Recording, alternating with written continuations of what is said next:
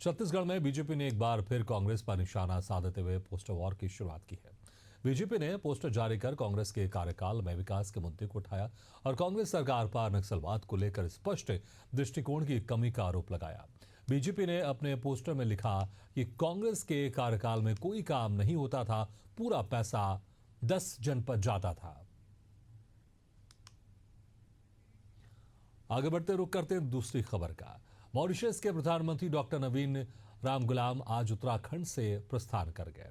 उन्हें jolly grant airport पर मुख्यमंत्री पुष्कर सिंह धामी ने भावभीनी विदाई दी। इस अवसर पर उत्तराखंड की समृद्ध संस्कृति और आतिथ्य का परिचय देते हुए प्रधानमंत्री रामगुलाम को चार धाम का पावन प्रसाद और प्रदेश के प्रतिष्ठित umbrella brand house of Himalayas के उत्पाद स्मृति स्वरूप भेंट किए गए।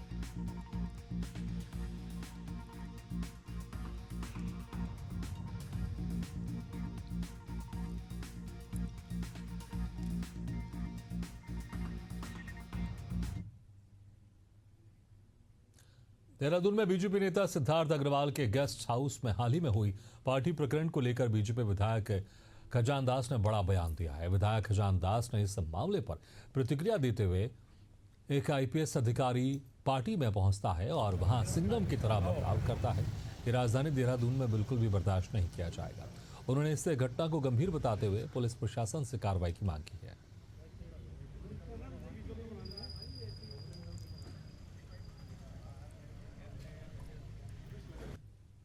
अनुशासनहीनता क्या है? एक अधिकारी मैं एक पद पे बैठी हूँ, मैं अपना काम, मेरा काम है अपनी पार्टी का पक्ष रखना। मैं अपनी पार्टी का पक्ष रखने के बियॉन्ड भी जा सकती हूँ, आवाज भी अपनी रेस कर सकती हूँ, अपने जुरिस्डिक्शन के बाहर भी जा सकती हूँ। उसमें कहाँ से अनुशासनहीनता? एक अधिकारी जो आईपीएस अधिकारी है, पुलिस अधिकारी है, उसके पास पूरा जुरिस्डिक्शन है, उसने कहाँ से अनुशासनहीनता कर ली? मतलब आपने अनुशासनहीनता की, भारतीय जनता पार्टी के महानगर अध्यक्ष ने अनुशासनहीनता की है। देखिए, दुखद और चिंताजनक विषय इसको लेकर के आज डीजीपी साहब से मुलाकात करने के लिए हम लोग आए थे, किंतु डीजीपी साहब अभी राजभवन में हैं और फिर हम 3 बजे के लगभग फिर पुनः आएंगे।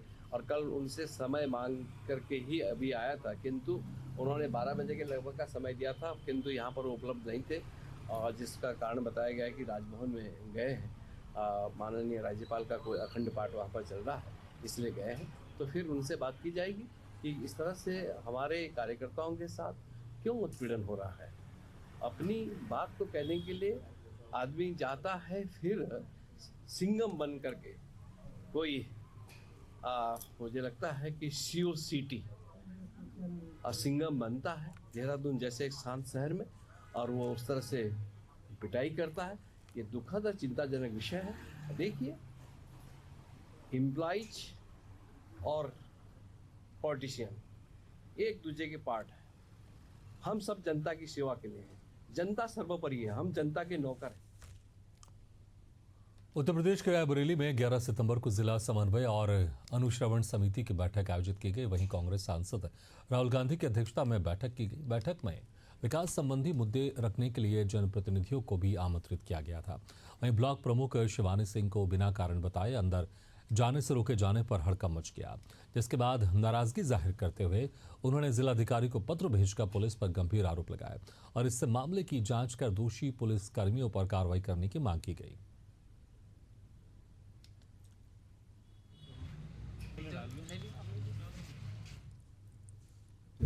घटना हुई है मेरे साथ, उसके बारे में आपको पता ही होगा।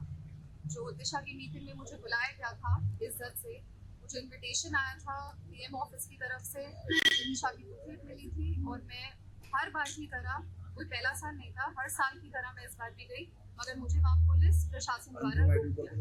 उन्होंने मुझे अंदर जाने नहीं दिया।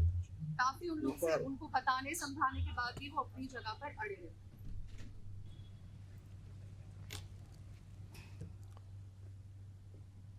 छत्तीसगढ़ खेरागढ़ के ग्राम सलिया में सोमवार को ग्रामीणों ने 6 मवेशियों से भरे एक वाहन को रंगे हाथ पकड़ा। ग्रामीणों का आरोप है कि वाहन खेरागढ़ के रसूखदार परिवार का है, जो कई बार मवेशियों को गांव में छोड़कर फसलों को नुकसान पहुंचा चुका है। इसके बाद वाहन चालक ने स्वीकार किया कि मवेशियों को चराने के लिए छोड़ा गया था, लेकिन ग्रामीणों का कहना है कि वहां चरवा नहीं है, फिर इन मवेशियों को कौन संभालेगा। जिसके बाद मालिक के गांव आने से इनकार पर विवाद बढ़ा और ग्रामीण विरोध पड़ा रहा है।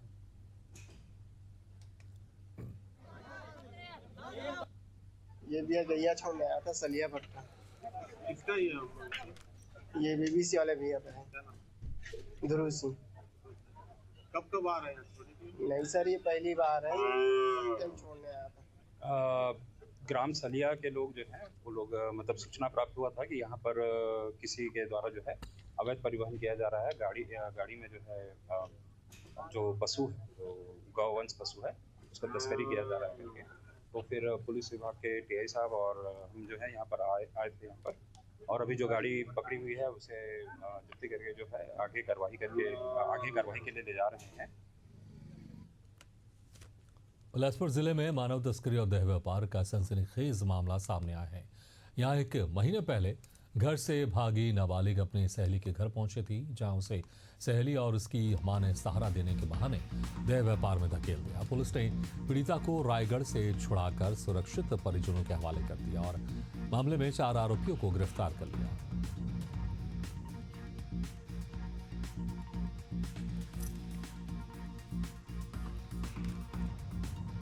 कि मिलने पर जब उससे पूछताछ किया गया तो बहुत ही चौंकाने वाले तथ्य सामने आए। पीड़िता का अपहरण सिर्फ जो है न सिर्फ किसी सामान्य बातों पर किया गया था, बल्कि जो है वेश्यावृत्ति कराने के लिए इसका अपहरण किया गया था। एक महिला एवं 2 नाबालिग बालिका एवं एक पुरुष को गिरफ्तार किया गया है। आरोपियों को न्याय के वृक्ष पर भेजा जा रहा है।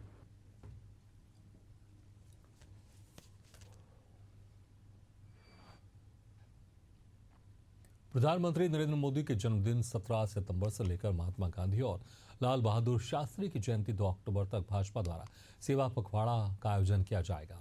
इस विशेष अवसर पर पार्टी द्वारा विविध सामाजिक और सामुदायिक गतिविधियों का आयोजन किया जाएगा, जो मोदी सरकार के विकास कार्यों को जन जन तक पहुंचाने का एक महत्वपूर्ण प्रयास होगा। इस दौरान रक्तदान शिविर, स्वास्थ्य शिविर, स्वच्छता अभियान और एक पेड़ मां के नाम जैसे कार्यक्रम आयोजित किए जाएंगे।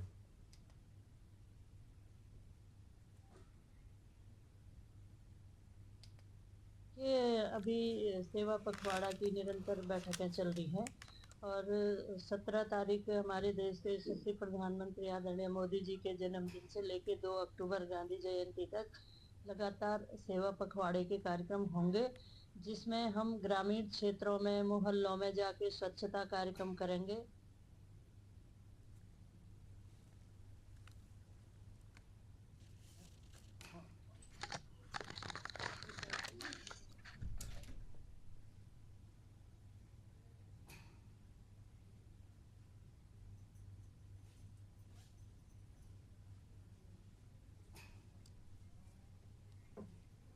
उत्तराखंड सरकार ने देश की पहली योग नीति की अधिसूचना 21 जून 2025 यानी अंतर्राष्ट्रीय योग दिवस के मौके पर जारी की थी। इस नीति का उद्देश्य राज्य में योग को बढ़ावा देना और योग शिक्षा की गुणवत्ता को बेहतर बनाना है। हालांकि नीति को लागू करने के लिए आयुष विभाग नियमावली तैयार कर रहा है, जो अभी तक पूरी नहीं हो पाई है। आयुष विभाग के अधिकारियों के अनुसार योग नीति की नियमावली तैयार करने की प्रक्रिया अंतिम चरण में है और जल्द ही इसे अंतिम रूप दिया जाएगा।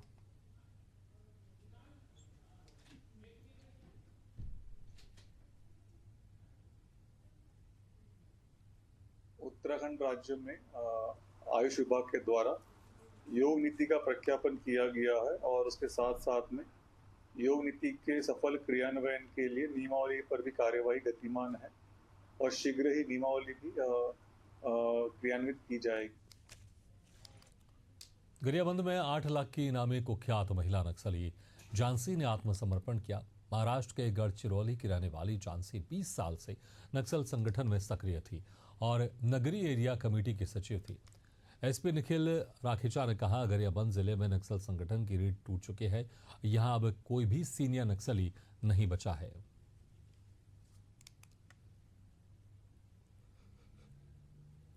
का कारण अभी जो बराबर समय पर खाना नहीं मिलता है, फायरिंग होने से पानी नहीं मिलता है और बहुत जंगल में घूमना पड़ता है, तो लंबा सफर चलना, इसमें बहुत परेशानी आ जाती है पानी में और गर्मी में। इस कारण से मैं और एक बार घटना हो रही है तो फोकट मारना क्यों?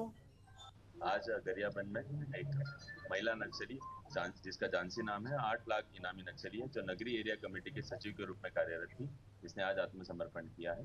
ये पिछले 20 साल से नक्सल संगठन में कार्यरत थी। 2005 में भर्ती हुई थी, मुंडा गढ़चिरौली जिले की रहने वाली है। 2005 में भर्ती होने के बाद अलग अलग पदों में नक्सली संगठन में मिलिशिया से शुरुआत कर अलग अलग पदों में अलग अलग हथियार के साथ कार्यरत थी। 2006 में गरियाबंद जिला में आई थी। उसके बाद से यहाँ पिछले 20 साल से इसी क्षेत्र में इनका जो धमतरी गरियाबंद नुआपड़ा डिवीजन है उसमें कार्यरत थी। छत्तीसगढ़ के रायपुर, नया रायपुर और दुर्ग को मिलाकर स्टेट कैपिटल रीजन बनाने की कवायद तेज हो गई है। बता दें कि राज्यपाल ने कैपिटल रीजन के गठन संबंधी विधेयक को मंजूरी दे दी है। वहीं विधेयक मंजूरी के बाद नियम बनाए जा रहे हैं और विधि विभाग से इस पर परामर्श किया जा रहा है। बता दें कि मानसून सत्र में राजधानी क्षेत्र विकास प्राधिकरण विधेयक 2025 सर्वसम्मति से पारित किया गया था। इसका मकसद राजधानी और आसपास के इलाकों का शहरीकरण को योजनाबद्ध दिशा देना है। वहीं मंत्री ओपी चौधरी ने एससीआर को लेकर कहा कि संकल्प पत्र में एनसीआर की तर्ज पर एससीआर बनाए जाने का फैसला हुआ था, जिसे राज्यपाल ने मंजूरी दे दी है। इससे रायपुर, नवा रायपुर, दुर्ग की इकॉनमी को ग्रोथ मिलेगा। संकल्प पत्र में एनसीआर नेशनल कैपिटल रीजन की तर्ज पर एससीआर स्टेट कैपिटल रीजन का स्पष्ट रूप से बात कही गई थी। उसके अनुरूप आवास पर्यावरण विभाग के माध्यम से माननीय मुख्यमंत्री जी की अध्यक्षता में एससीआर का एक्ट पिछले मानसून सत्र में लाया गया और माननीय राज्यपाल महोदय का भी उसमें हस्ताक्षर हो गया है। वो विधेयक अब अधिनियम का रूप धारण कर लिया है और जल्द ही 1 नवंबर से पहले ही ये मूर्त रूप ले लेगा और एनसीआर की तर्ज पर प्रदेश के इकोनॉमिक ग्रोथ का ग्रोथ इंजन साबित होगा और इससे जो इकोनॉमिक ग्रोथ को जो गति मिलेगी, उससे जो रेवेन्यू मिलेगा, उससे सरगुजा, बस्तर जैसे क्षेत्रों के विकास के लिए बड़ी मदद मिलेगी। जो राजधानी क्षेत्र है रायपुर, नवा रायपुर, बिरगांव, दुर्ग, भिलाई, राजनांदगांव, इन सभी प्रकार के क्षेत्रों को तकनीकी अध्ययन के बाद स्टडी करके एक क्षेत्र का निर्धारण किया जाएगा और एक integrated economic planning NITI Aayog Bharat सरकार के सहयोग से की जाएगी ताकि छत्तीसगढ़ के भविष्य के लिए एक बड़ा ग्रोथ इंजन तैयार किया जा सके। तेलंगाना की इकॉनमी की कल्पना हम बिना हैदराबाद के नहीं कर सकते, कर्नाटक की इकॉनमी की कल्पना हम बिना बेंगलोर के नहीं कर सकते और ये एक तरह के ग्रोथ इंजन है। इनसे जो रेवेन्यू आता है, जो इकोनॉमिक ग्रोथ को जो गति मिलती है, उससे बाकी क्षेत्रों का, ग्रामीण क्षेत्रों का, वनांचल क्षेत्रों का सबका विकास हो पाता है। इस दृष्टिकोण से छत्तीसगढ़ के भविष्य की दृष्टि से एक बड़े विजन के साथ मुख्यमंत्री जी के नेतृत्व में ये प्रारंभ होने जा रहा है और इसका लाभ आने वाले 10-15 सालों में बहुत बड़े स्तर पर पूरे छत्तीसगढ़ को रियलाइज हो। थाना डूंगरगढ़ के वार्ड नंबर 14 से दिल दहला देने वाली घटना सामने आई है, जहां 53 वर्षीय आरोपी ने 4 साल के बच्चे के साथ अनाचार करने की कोशिश की। घटना की जानकारी सामने आने के बाद आक्रोशित लोगों ने थाना डूंगरगढ़ का घेराव कर दिया। प्रदर्शनकारियों ने इस अमानवीय घटना पर पुलिस से तत्काल कार्रवाई की मांग की है, जिसके बाद पुलिस ने आरोपी को गिरफ्तार कर आगे की कार्रवाई शुरू कर दी है।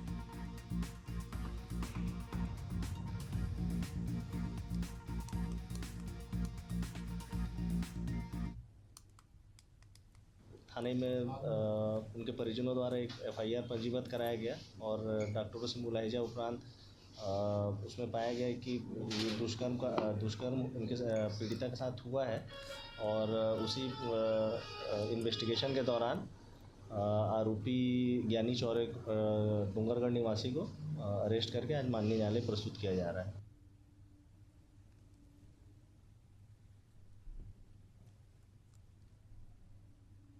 राजनांदगांव के डूंगरगढ़ वन मंडल में लगातार जंगली जानवरों के शिकार की घटनाएं सामने आ रही हैं। इसी कड़ी में आज सुबह डूंगरगढ़ के कुछ शिकारी उत्तर बोरतलाव क्षेत्र के जंगल में शिकार करते हुए धर दबोचे गए। हमारे संवाददाता ने मौके का जायजा लिया।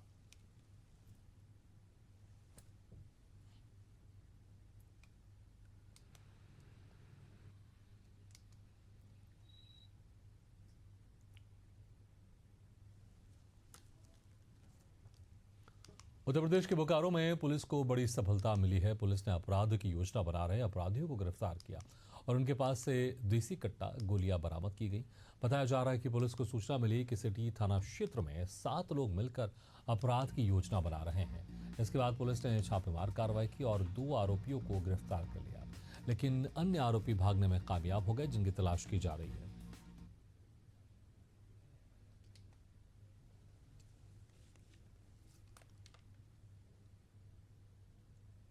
पुलिस अधीक्षक महोदय को एक गुप्त सूचना प्राप्त हुई थी कि कुछ आपराधिक तत्व हैं जो 2 टैंक गार्डन BSCT थाना अंतर्गत जो पड़ता है, वहाँ पे रात्रि में लगभग 1 बजे 1:30 बजे के करीब में बैठ करके किसी आपराधिक घटना को, डकैती वगैरह की योजना को अंजाम देने के लिए वहाँ पे सभी लोग सम्मिलित हुए हैं, जिसमें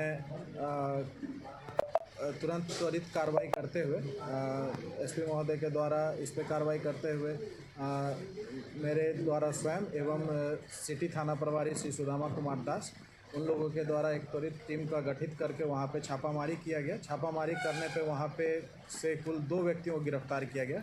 उस 2 व्यक्तियों की गिरफ्तारी से उन लोगों के पास से एक देसी कट्टा और .315 बोर का 3 जिंदा गोली उन लोगों के पास से बरामद किया गया। उनके अन्य साथी भी थे, उनके साथ में हैं, जो वहाँ पर से घटनास्थल से वहाँ से फरार हो गए और इन दोनों के पास जो 2 जब्त, एक देसी कट्टा और .315 बोर का 3 जिंदा गोली को बरामद किया गया।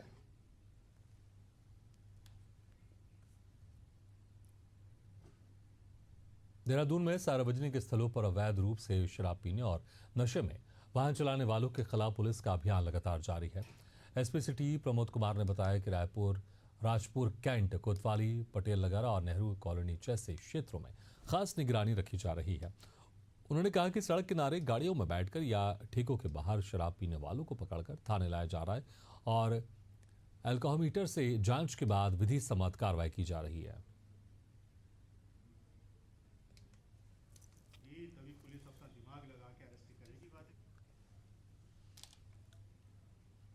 मध्य प्रदेश के निवाड़ी में बच्चों को स्कूल लेकर जा रही टैक्सी हादसे का शिकार हो गई। बता दें कि बच्चों को स्कूल ले जाते वक्त रेलवे स्टेशन के पास से पिछला टायर फटने से टैक्सी अनियंत्रित होकर पलट गई, जिसमें 3 बच्चे गंभीर रूप से घायल हो गए और 2 बच्चों को मामूली चोटें आई हैं, जिन्हें उपचार के लिए स्वास्थ्य केंद्र में भर्ती कराया गया है। इसमें से एक की हालत गंभीर होने पर उसे डॉक्टरों ने मेडिकल कॉलेज झांसी रेफर कर दिया है।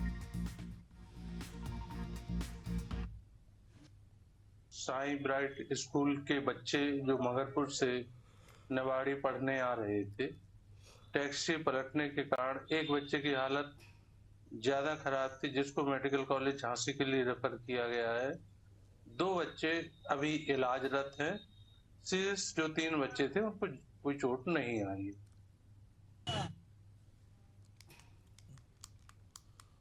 अवैध निर्माण के खिलाफ लगातार कार्रवाई चल रही है। सुनियोजित और चरणबद्ध कार्रवाई शुरू की गई है। इसमें तिवारी ने बताया कि अवैध निर्माण पर नियंत्रण के लिए मसूरी को सेक्टरों में बांटा गया है।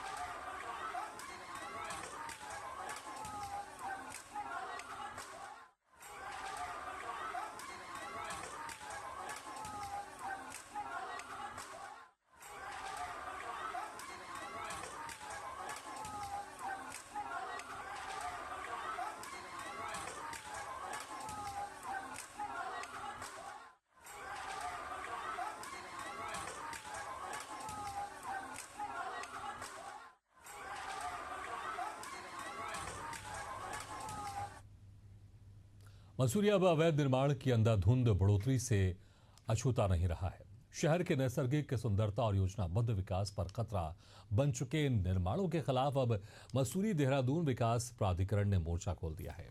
MDDA के उपाध्यक्ष बंशीधर तिवारी ने मसूरी दौरे के दौरान पत्रकारों से बातचीत में बताया कि प्राधिकरण ने अवैध निर्माण के खिलाफ सुनियोजित और चरणबद्ध कार्रवाई शुरू कर दी है।